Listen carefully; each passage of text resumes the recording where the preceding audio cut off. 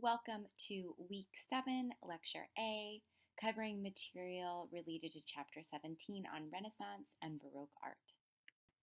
Today we will cover the transitional period from the Gothic and medieval style into early Renaissance and high Renaissance in Italy, and we'll also look at the development of the Renaissance in Northern Europe.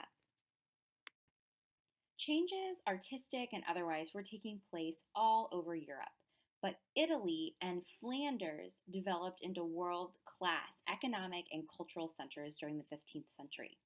So Flanders is present-day Belgium and the Netherlands. Given its classical interests, Italy never quite succumbed to Gothicism fully, and so it readily introduced elements of Greek and Roman art into its art and architecture during the Renaissance or rebirth. But Flanders was steeped in a medieval tradition, and it continued to concern itself with the spiritualism of the Gothic era, but they enriched their arts with a supreme realism. The subject matter of Northern artists thus remained generally more consistently religious, but their manner of representation is an aim to exactly represent the things of this world. We see this in their illuminated manuscripts and also in their panel paintings. So let's just go back a little bit to the early 1400s in the North. We see a history and a tradition of realism and attention to detail, even before the Renaissance. So a great example of this is Les Très Riches Heures du Duc de Berry, and this is a book of hours, as they were called, and it was illustrated by the Limbourg brothers. Book of Hours were used by nobility as prayer books and included psalms and litanies to a variety of saints.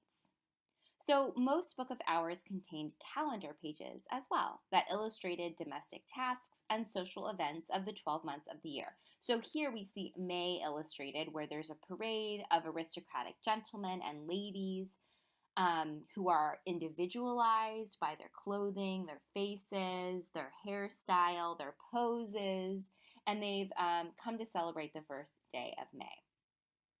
We also see a castle complex in the background and a woodland.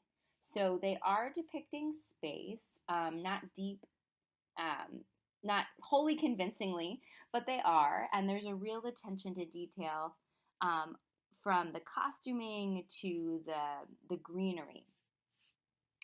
So these are also illuminated manuscripts, which we've already looked at, and they would have been very expensive because it's very time-consuming to make these.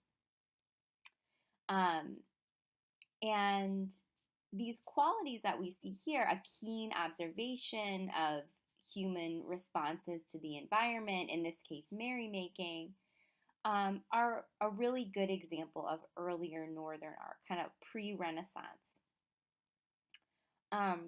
Although these calendar pages were part of a holy book, I do want to point out that the themes were secular. So 15th century artists tried to reconcile religious subjects with scenes and objects from everyday life, and Northern artists often accomplish this by using symbolism. So how are we supposed to decipher the meaning lurking behind this? Chances are we wouldn't really be able to do so without a specialized background, but we can enjoy the feeling of being invited to a party or a celebration that we see here. So let's just go back a little bit to the early 1400s in the North.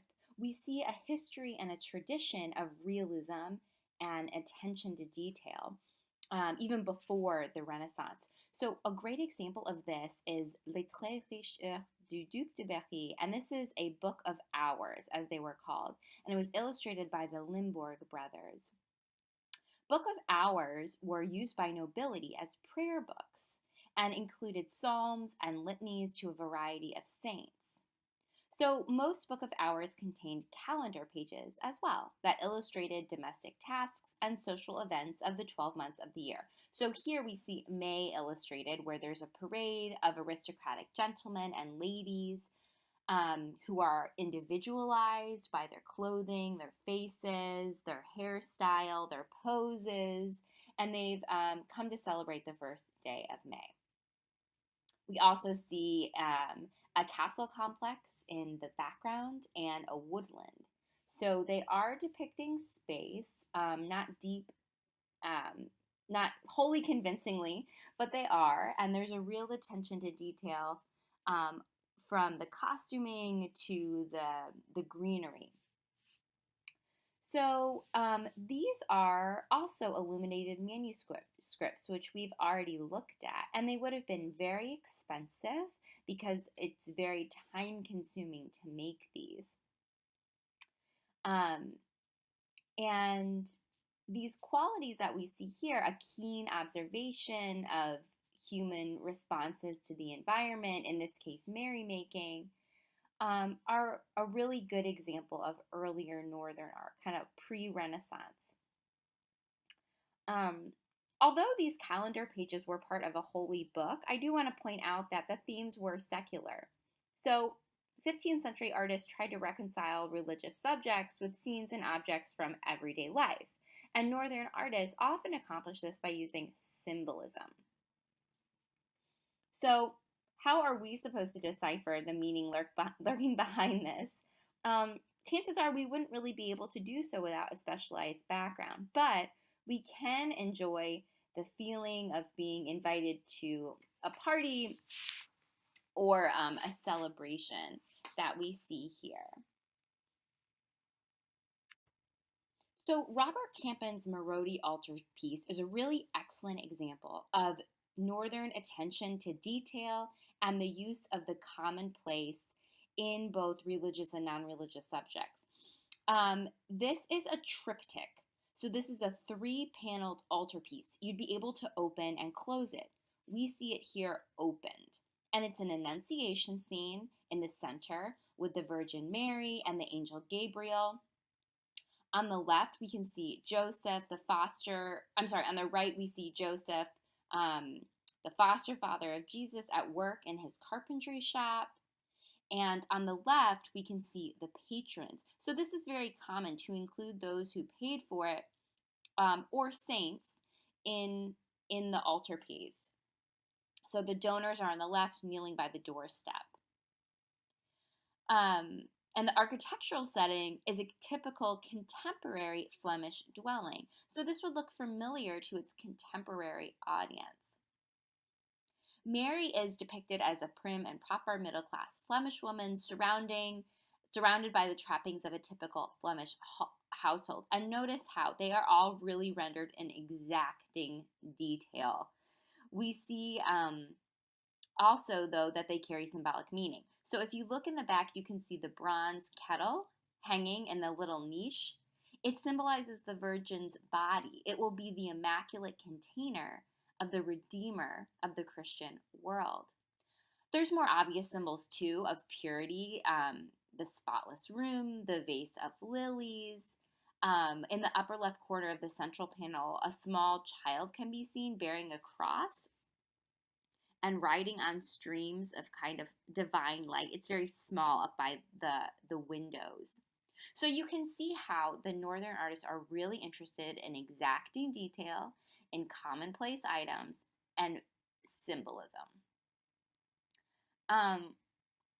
The symbolism is fascinating to interpret, but it does not overpower the realism of the ordinary people and objects. There is also no distinction between saintly and common folk. The facial types of the heavenly beings are as individual as the portraits of the donor. So this is very different than the Gothic angels and Gothic Virgin Marys that we saw, which were stylized and not individualized. The northern countries were very successful economically at this time, largely due to trading. And so the North had actually a middle class patronage that Italy did not have. So, middle class merchants and business people could afford to buy small pieces of art, portraits of themselves, scenes of their everyday life. For example, at this time, there's a lot of paintings of like parties and pubs where people with their children, or a double portrait like we see here. So remember, in the North, they're largely Protestant at this time, and so the church does not support elaborate decoration of churches and art. So while they do have some religious art, of course, like the Moreau D altarpiece that we just looked at, it's not to the degree that we see in Italy. So it is important for artists that they have this middle class patronage. So we see an example of this genre painting, or painting of everyday people and things, here. This was done by one of the most prominent and significant Flemish painters of the 15th century, Jan van Eyck, and it's one of everybody's favorites because it's so realistic and it's so full of symbolism. So we'll just look at some of the symbolism here, but know that this is a painting that has been analyzed by art historians endlessly. There's a ton of symbolism of this. But this is a double portrait. It was commissioned by an Italian businessman working in Bruges. If you notice, it's Giovanni Arnolfini's and his bride. So that is an Italian name, but that explains the Italian name in the northern piece. We believe that it was meant to serve as a kind of marriage contract or record of the couple's taking of marriage. So it's kind of significant in the sense that it's kind of a document. And here again, we see the Northern artist's striking realism and fidelity to detail, offering us exact records of the facial features of the couple. The two witnesses that would have been witnessing the couple's taking of marriage vows are actually reflected in the convex mirror behind the Arnolfinis. The two people depicted there are actually Jan van Eyck and his wife, a fact corroborated by the inscription above the mirror, Jan van Eyck was here. As in most Flemish paintings, the everyday items scattered about, are invested with symbolism relevant to the occasion. So just a couple examples. The furry dog that we see in the foreground, he symbolizes fidelity. Oranges on the windowsill at the time would have symbolized victory over death, and also wealth for being able to afford those in the north. We can also notice that Giovanni has kicked off his shoes out of respect for the holiness of the ground on which this sacrament takes place. Finally, if you look at the finial on the bedpost, it's an image of St. Margaret, the patroness of childbirth. And for a long time, it was believed that she was pregnant, but that is not actually true. This is a marriage vow. The way that she holds her dress up like that was just with lots of voluminous fabric, was just in style at the time. Although there, like I said, there is some symbolism of childbirth because they are getting married. So with Jan van Eyck, Flemish painting really reached the height of symbolic realism in both religious and secular subject matter. The northern countries were very successful economically at this time, largely due to trading. And so the North had actually a middle class patronage that Italy did not have. So middle class merchants and business people could afford to buy small pieces of art, portraits of themselves, scenes of their everyday life. For example, at this time, there's a lot of paintings of like parties and pubs where people with their children, or a double portrait like we see here. So remember, in the North, they're largely Protestant at this time, and so the church does not support elaborate decoration of churches and art. So while they do have some religious art, of course, like the Moreau D altarpiece that we just looked at, it's not to the degree that we see in Italy. So it is important for artists that they have this middle class patronage. So we see an example of this genre painting, or painting of everyday people and things, here. This was done by one of the most prominent and significant Flemish painters of the 15th century, Jan van Eyck, and it's one of everybody's favorites because it's so realistic and it's so full of symbolism.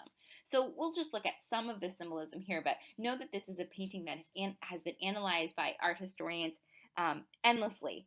There's a ton of symbolism of this. But this is a double portrait. It was commissioned by an Italian businessman working in Bruges. If you notice, it's Giovanni Arnolfini's and his bride. So that is an Italian name, but that explains the Italian name in the northern piece. We believe that it was meant to serve as a kind of marriage contract or record of the couple's taking of marriage. So it's kind of significant in the sense that it's kind of a document. And here again, we see the Northern artist's striking realism and fidelity to detail, offering us exact records of the facial features of the couple. The two witnesses that would have been witnessing the couple's taking of marriage vows are actually reflected in the convex mirror behind the Arnolfinis. The two people depicted there are actually Jan van Eyck and his wife, a fact corroborated by the inscription above the mirror, Jan van Eyck was here. As in most Flemish paintings, the everyday items scattered about, are invested with symbolism relevant to the occasion. So just a couple examples. The furry dog that we see in the foreground, he symbolizes fidelity. Oranges on the windowsill at the time would have symbolized victory over death and also wealth for being able to afford those in the north. We can also notice that Giovanni has kicked off his shoes out of respect for the holiness of the ground on which this sacrament takes place. Finally, if you look at the finial on the bedpost, it's an image of St. Margaret, the patroness of childbirth. And for a long time, it was believed that she was pregnant, but that is not actually true. This is a marriage vow. The way that she holds her dress up like that was just with lots of voluminous fabric, was just in style at the time. Although there, like I said, there is some symbolism of childbirth because they are getting married. So with Jan van Eyck, Flemish painting really reached the height of symbolic realism in both religious and secular subject matter. Renaissance is a French word meaning rebirth. And what is it the rebirth is? It's the rebirth of classical art. And a lot of changes are happening at the time. The old feudal system that had organized Europe during the Middle Ages fell to a system of government based on independent city-states with powerful kings and princes. The cultural base of Europe also shifted from Gothic France to Italy. And the Renaissance spans roughly the 14th through the 16th centuries. It's seen in some as the beginning of the West's modern history. And so during this period in Italy, we witness a revival of classical themes in art and literature, and a return to the realistic depiction of nature through observation, as well as a new interest in the Greek philosophy of humanism, in which human dignity, ideas, and capabilities are of central importance. So humanism prevails both in religious and non-religious artworks.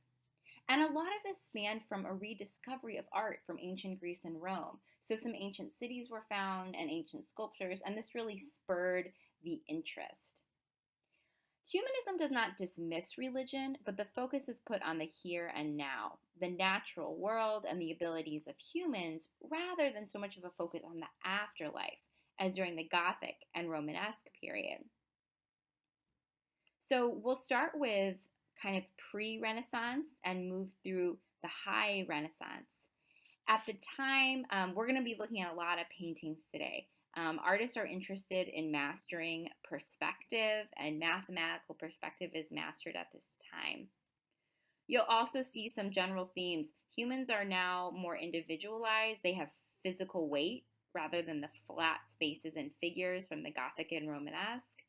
And the nude is back. Human form is idealized as it was in ancient times. Our patrons are going to be wealthy families and the church, who now paid large sums of money to commission artists to make work and decorate their homes, gardens, and churches. The comparison between Ciambue's Madonna Enthroned and Giotto's Madonna Enthroned only some time later give us a good representation of the transition from Gothic, medieval style painting into early Renaissance painting. Ciambue was older than Giotto and probably had an influence on him, but Giotto ultimately stole the limelight. So these are both tempera paintings on wood panels depicting the Madonna and Child enthroned. So in Ciambue's composition, we see a combination of late Gothic and early Renaissance styles. So the massive throne of the Madonna is definitely a Roman inspiration with its arches. And she has kind of a presence. We can see some weight to her body, more so than the kind of floating medieval figures. But her space on the throne is kind of strange and unsure. She doesn't sit solidly, and her limbs are not firmly planted. So even though her body has some weight, it does still kind of seem to sit on this really shallow throne or something. The limbs or her legs kind of resemble the limbs of Romanesque figures on those jam figures. The drapery falls in predictable folds, concentric arcs that we would describe as more stylized than naturalistic. The angels supporting the throne rise parallel to it, and their glances form kind of a zigzag pattern. The color patterns of their wings and their lineup, angel lineup, recalls the Byzantine tradition, particularly those Ravenna mosaics. Okay, so let's look at Giotto's. Giotto's rendition of the same theme offers very dramatic differences. This Madonna looks solidly sitting. Her body is solid and she's stable. We would definitely not describe her as weightless.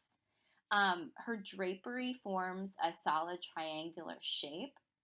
But look at that throne. It is still Gothic. It does still have those pointed arches. But it definitely seems more firmly planted on the earth, not floating about. We also see that the angels are kind of depicted in space. They're overlapping, and their location in space is from front to rear rather than atop one another, as in Ciambue's composition.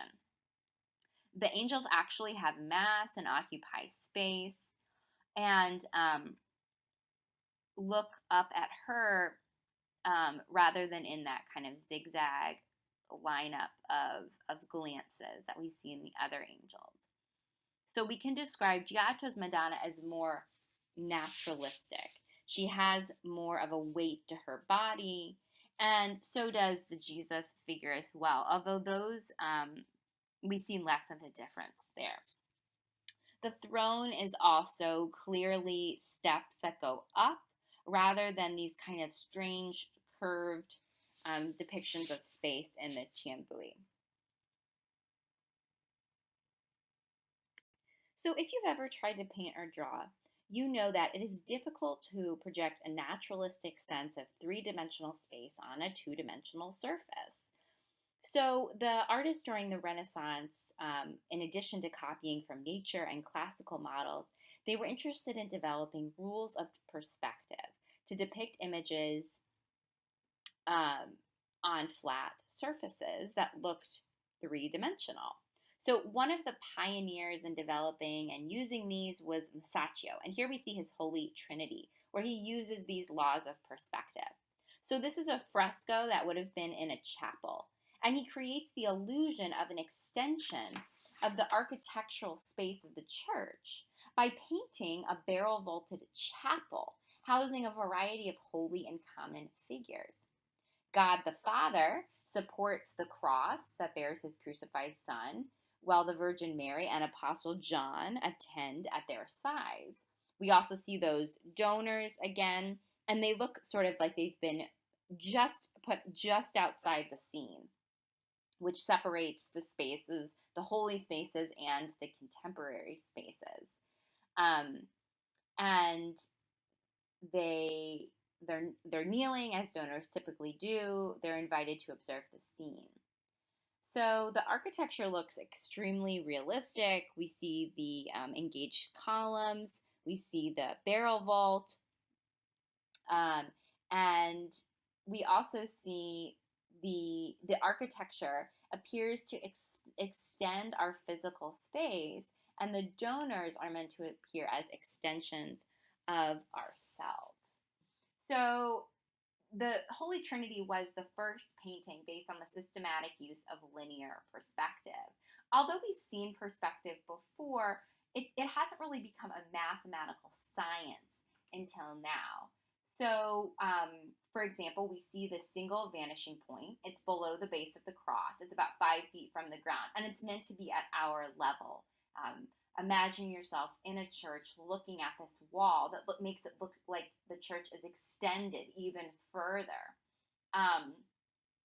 The way that we can see the ceiling of the barrel vault is meant to emphasize this. And just like Giotto, the Holy Trinity figures have weight to them. We can see their bodies. They're not just robes. We can see that they have bodies that are actually under the robes, and it looks like they're wearing real fabric. And we'll see use of this linear perspective over and over again. The Last Supper by Leonardo da Vinci is another example of a papal commission. That is, it was a fresco painted for the dining hall of a Milan monastery. The condition of it currently is very poor, and that's because of Leonardo's experimental fresco techniques. Although we can still observe the Renaissance ideals of classicism, humanism, and technical perfection here. So the composition is organized through the use of one-point linear perspective. And the perspective lines are organizing structure and they're symbolic. So remember, these orthogonal lines that we call them, which come from the vanishing point, aren't actually here anymore, but this is how he planned and organized his composition. And you can see a great graphic in your book to show that. So the vanishing point is right in the center at the head of Jesus. And obviously, he's the most important person in this composition. We're also attracted to the center of the composition by the triangular form. Again, not actual triangle, but a triangular form of Jesus. And so remember, this is the Renaissance, so they're interested in rationality and math and geometry. So triangle is a stable composition.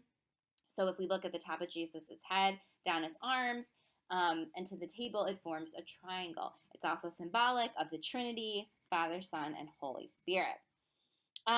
His figure is also silhouetted against a triple window in the back that symbolizes the Holy Trinity again. It also pierces the otherwise dark black wall. So it's the light source as well.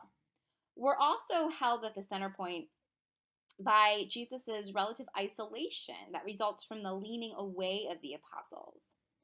Leonardo has chosen to depict the moment of the Last Supper when Jesus says that one of them will betray him, and the apostles are now falling back reflexively at this accusation. They gesture expressively, they deny personal responsibility, they ask, who can this be? And the guilty one is, of course, Judas, who's shown clutching a bag of silver pieces at Jesus' left with his elbow on the table, and he will give up Jesus' location for money. The two groups of apostles are also subdivided into 4 smaller groups of 3, and this kind of moderates and really balances the composition. They are also depicted in various gestures, unity and variety. So his use of strict rules of perspective and his graceful balance of motion and restraint really underscore the philosophy and the style of the Renaissance.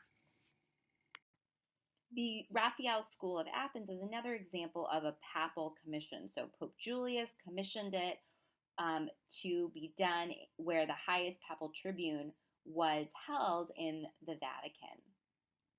It's one of 4 frescoes that he actually painted in the room. It's just the most famous, and they're all designed within that semicircular frame. So that's actually there. And then the fresco is underneath it. It's kind of a who's who of classical Greece.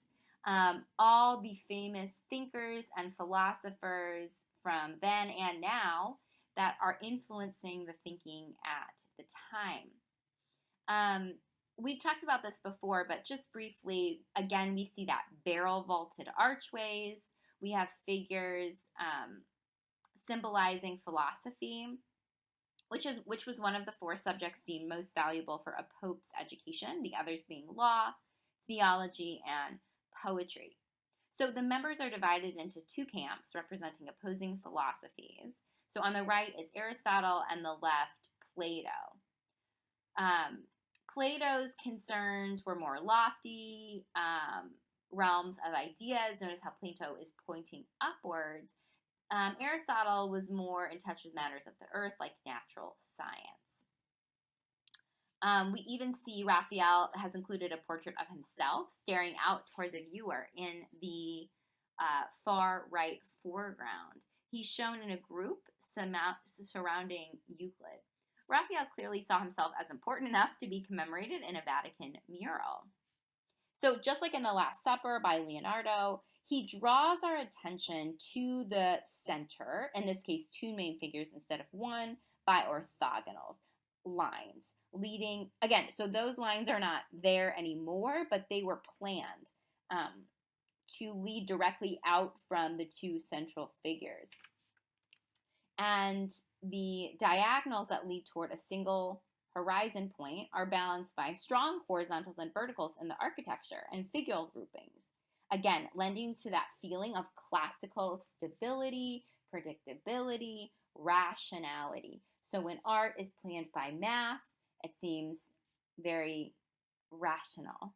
Stylistically and iconographically, Raphael has managed to balance opposites in this really graceful and logical composition. Michelangelo is one of the great Renaissance masters, and he actually preferred to sculpt. But he's very famous for the Sistine Chapel ceilings. He painted the vault of the chapel about 5,800 square feet and 70 feet above the floor. It's a decorative fresco cycle. It was commissioned by Pope Julius II. And the artist agreed to do this after much anguish.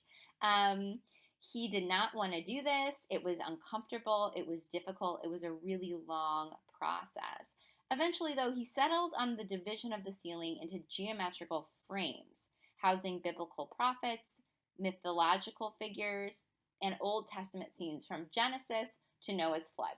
So again, we've looked at this before, but one of the most famous scenes is the creation of Adam. And for our purposes here, that's because it represents humanism so well. He chooses to communicate the event's most dramatic moment. Adam lies on the earth, listless for lack of a soul, while God the Father rushes toward him amidst a host of angels. And yet Adam is muscular, he's strong, he is a incredible figure of humankind and human nudity. And so the hand of God reaches out to spark spiritual life into Adam. And we see a nice contrast there between Adam's listless hand and God's straight, direct finger. And he doesn't actually touch him. So this is a really dramatic negative space. He's left it to the spectator to complete the act. His figures are very muscular, which is very typical of his style. He's conceived the figures with a really tight line and modeling, which we can kind of see an influence from his sculpture. His figures are very sculptural, and the modeling of his figures are so.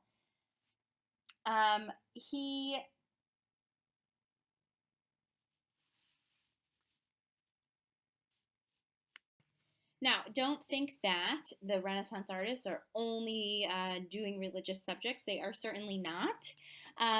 However, classical subjects served as a good excuse to depict nude bodies, particularly women. So, one of the very wealthy families that commissioned a lot of art during the Italian Renaissance was the Medici family. They decorated their homes and gardens with art by the best artists of the day. So, Botticelli's The Birth of Venus is a Medici composition. Commission. um, and it is a depiction of Venus and how she was born in classical mythology. She is born on the foam of the sea, floating to the shores of her sacred island on this large scallop shell. And she's helped by the breaths of these other mythological figures.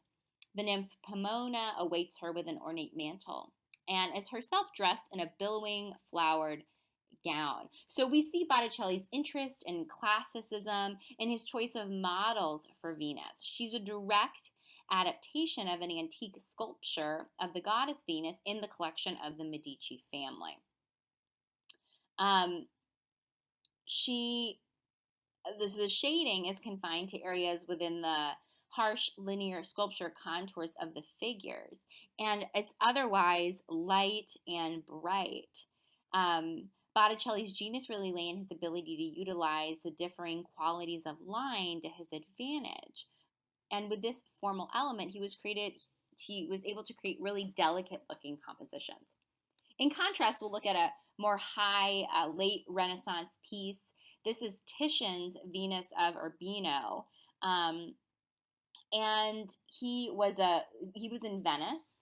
And his method differed from those of Leonardo, Raphael, and Michelangelo in that he was foremost a painter rather than a draftsman or sculptural artist.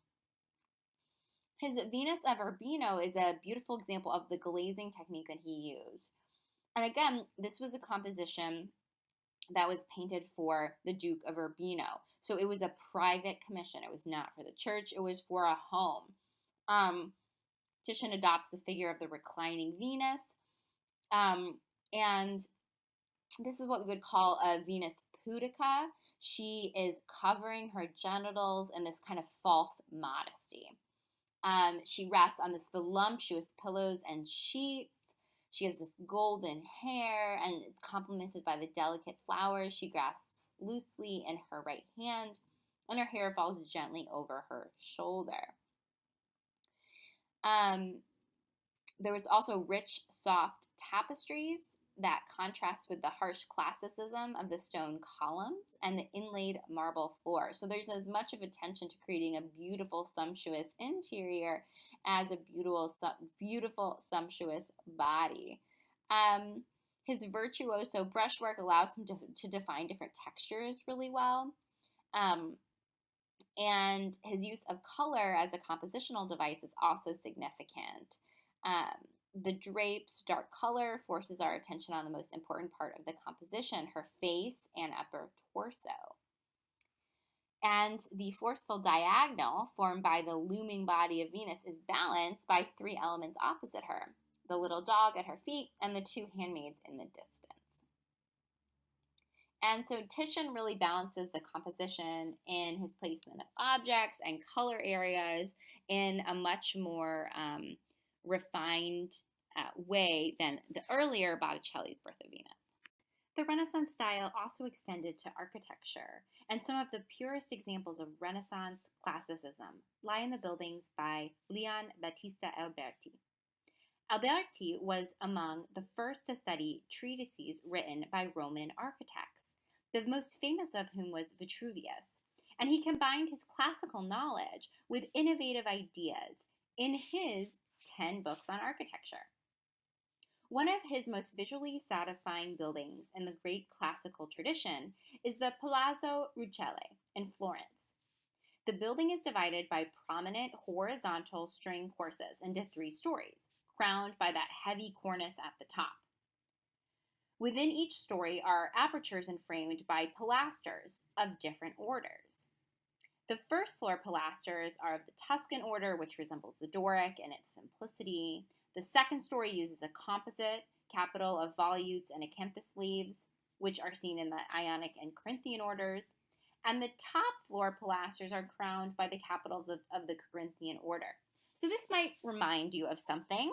In the Colosseum, there was a combination of orders as well. And both here and there, it was meant to give an impression of increasing lightness as we rise from the lower to the upper stories. This effect is enhanced in Alberti's building by a variation in the masonry. Although the texture remains the same, the upper stories are actually faced with lighter appearing smaller blocks in greater numbers. The palazzo's design, with its clear articulation of parts, balance of forms, and rhythmic placement of elements in horizontals, show a really clear understanding of classical design, adapted to meet the needs of the nobleman who commissioned this. I don't want to go into these David sculptures too much because it is an option for your discussion question this week, but looking at these David sculptures, so the same subject from 1408 to 1623, really walks us through in a visual way early Renaissance through Renaissance, High Renaissance, and then finally the Baroque, which we'll look at next. So Donatello's David from 1408 is in bronze. It's only 5'2", and it was commissioned by Medici, the Medici family. Cosimo Medici was actually the founding father of the Republic of Venice, and Donatello's was the first freestanding life-size nude since classical antiquity, posed in that same contrapposto as the victorious athletes of Greece and Rome. If we look ahead to Verrocchio's David from 1470, we see another bronze David, but now he looks more confident. He looks up at us. He's also posed in that contrapposto. He looks victorious, not so soft and rounded and young as Donatello's. Of course, Michelangelo's is huge. It's over 13 feet high. It's not a boy anymore. It's a man. It's a young man. And now he's in marble and he's completely nude. No sandals, no hat, no nothing. And then finally, Bernini's David in marble is a transition to the Baroque. And we see this really dramatic gesture, this more active body, more of an emotional face, even more dramatic hair, which is all characteristic of the Baroque. So we really see a great transformation of style from the early Renaissance through the Baroque, through this evolution of the David. A boy of 12, perhaps, looking down, to a boy of 14 or 15, confident, to an adolescent, or really someone at adulthood, and then finally a full-grown youth by Bernini at the threshold of this great destiny.